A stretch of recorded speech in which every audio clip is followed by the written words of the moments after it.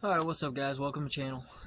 Alright, so first things first, happy Memorial Day, and thank you for all our veterans for your service. Appreciate it. Um, so I got the mini bike running for the kids. I'll insert some clips in here, show you they got to ride it with their helmet on and everything. They're pretty excited with that. Trying to move. We're in the process of trying to move, so I've been dealing with that. The Mustang, I got some new wheels. I'll probably get some video on that as well. All I gotta do is swap these older tires that this is tripod standing on. Take the tires off these wheels, put them on the other ones, and get me some lug nuts, and then that way I can go test those out. And I'm probably gonna go Friday, whether I'm on these wheels or the new wheels, just depending. We're still gonna go testing Friday, more than likely. So I'm gonna get a video clip of that in there. The Monte Carlo still giving me problems. Okay, I've pulled the transmission 4 times. I've checked the depth several times. So all my measurements were wrote down. Got my gap set, which is supposed to be 150 thousandths, I think. Anyways, I tried. When I first put it together, I put almost all the shims on there. Maybe all the shims, because it's supposed to be 50 thousandths in shims. Well, that's too much. So I pulled the trans out the first time. I took off, I think it was like 7 shims. It was excessive. But I took off like 7 shims, put it back together, and I knew it was too much because you could screw the bolts in, and it was already like squeezing on the diaphragm of the clutch. So I pulled it back out, and I ended up having like 3 shims. Well, these shims are, as many as there is, I think they're 5 thousandths a piece. So I had 3 shims on there, so that's 15 thousandths worth of shims. Well, I took those off, and then I put the transmission in without them, and you could watch the clutch operate. I got it to bleed finally. So I put, I had a little bit of a gap in between the clutch and the slave. So when you push the clutch pedal down, it would operate, and it would touch the diaphragm and come back. Well, I put one more shim in it tonight, later this evening after it cooled down, and then I had Delcy help me, and she pressed the clutch in for me, and it's basically right before, trying to think, the clutch is operating correctly, but the diaphragm isn't opening. The fingers aren't moving. So when I put that 10 spline clutch disc back in there, I torqued everything down to spec. Well, either that clutch diaphragm got warped with the issues I had with the other trans, or something, because it's not operating. Well, here's the other issue. Before we get into bore size stuff like that, the bore for that for that master is a 7/8 bore, and the slave you can use a 7/8 or a 3/4 inch bore size to operate. So that's not the issue. I've already got it to bleed, and it's operating, and it's working. Unless there's an issue with that slave cylinder, which I highly doubt. It is possible, but the lines, the slave, the master, everything's all new. So the only thing that's not is the clutch and diaphragm. Right now, where I have the transmission in, everything is set correctly. The shim depth is correct. I had to use 15,000 shim to get, no, my bad, not 15 thousandths. I've used a 5,000 shim to get my 150 thousandths depth. It's right at the 150 mark. So that should be fine. And how I know the clutch isn't operating is because you put the transmission in neutral, you can spin the tail shaft, it spins.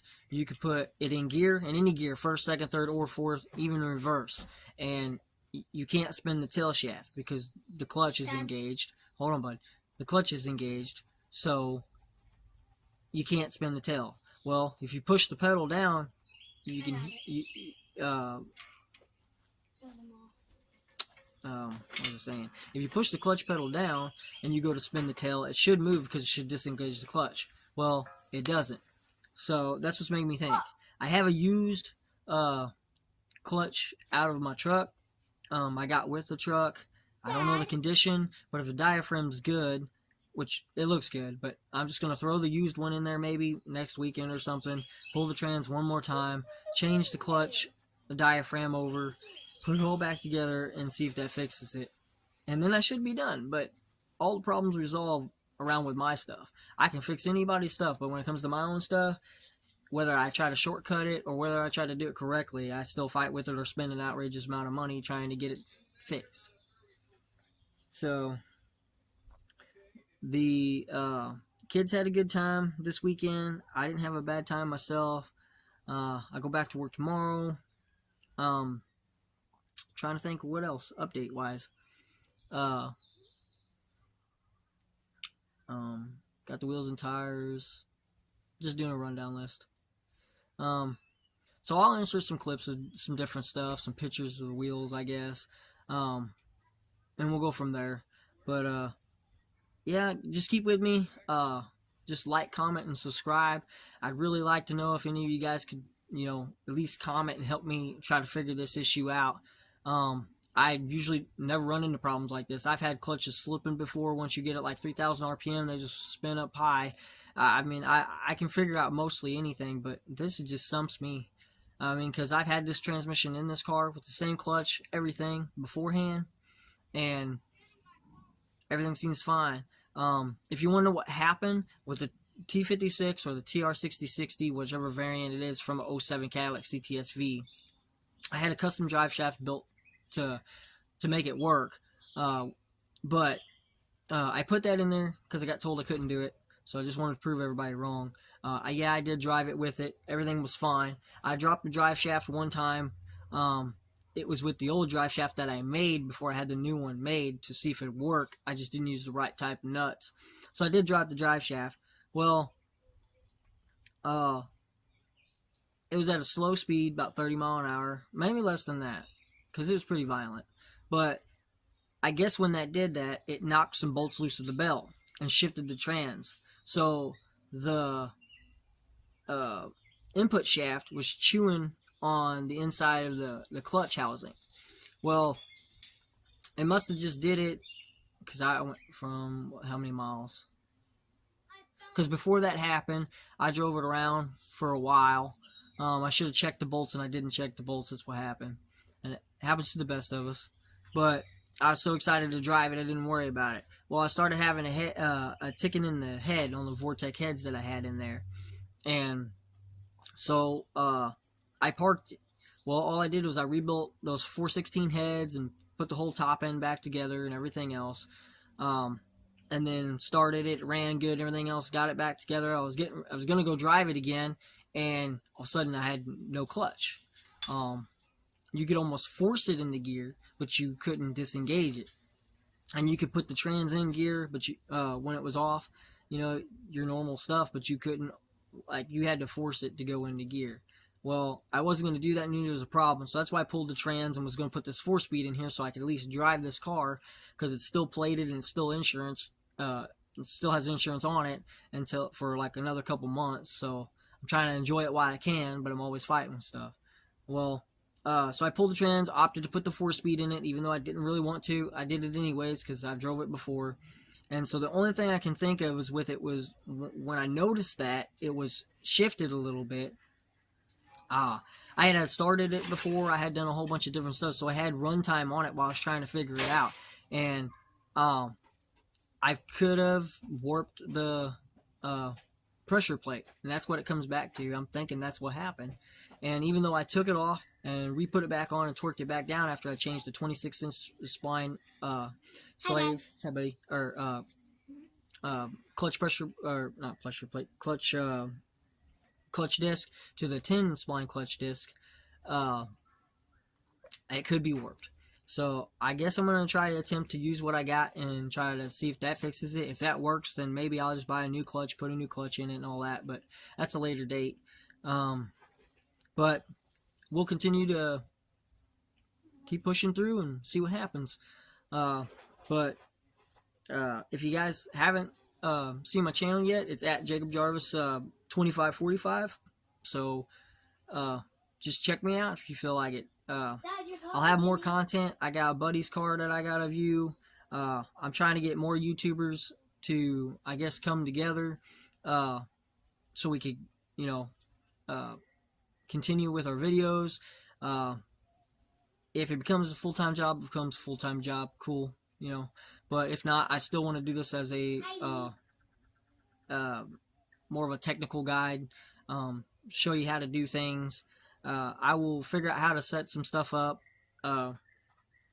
Hopefully I can get this other place, get a lift. It'll make certain things easier.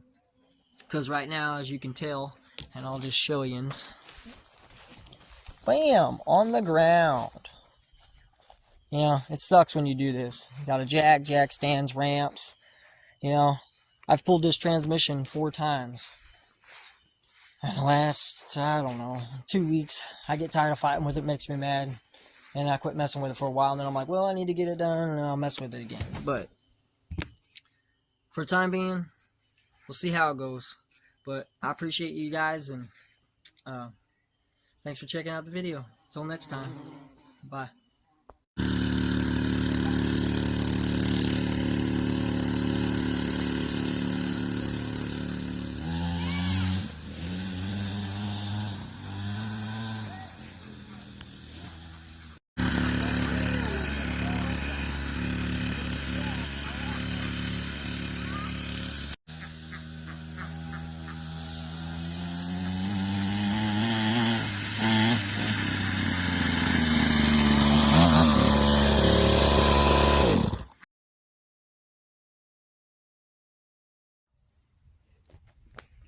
Next video.